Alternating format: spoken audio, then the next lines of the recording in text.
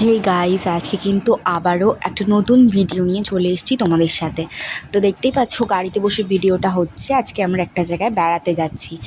তো বাড়ির সামনে থেকে উঠে ম্যাজিক নিয়ে নিয়েছিলাম। আসলে আজ আমাদের হিন্দুদের একটা খুবই প্রসিদ্ধ জায়গায় আমরা ঘুরতে যাচ্ছি, যেখানে হয়তো সবাই তোমরা কম বেশি গিয়েছো। হ্যাঁ, দক্ষিণেশ্বরে যাচ্ছি আমরা। তো অনেক দিন ধরেই যাবো মন করছিলাম, কিন্তু মা টানছিল না বলে যেতে পারছিলাম না। কিন্তু আজ ফাইনালি চলেই গেলাম। তো প্রথম থেকে আমাদের একটা প্ল্যানিং ছিল যে ওখানে যাব, ভীষণ মজা করব, গঙ্গার জল তুলব, পুজো দেব, খুব আনন্দ করব সবাই মিলে।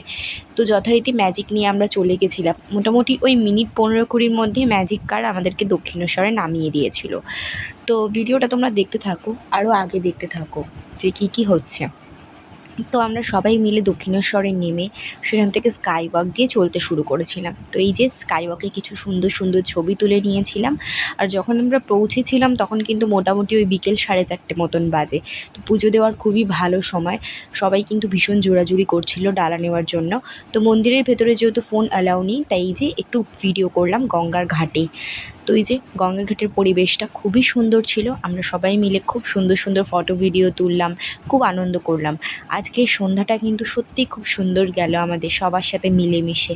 আর গিয়ে দেখলাম কি জানো তো, আমরা একারা নই, কিন্তু আরও প্রচুর লোক কিন্তু ওখানে ঘুরে বেড়াচ্ছে।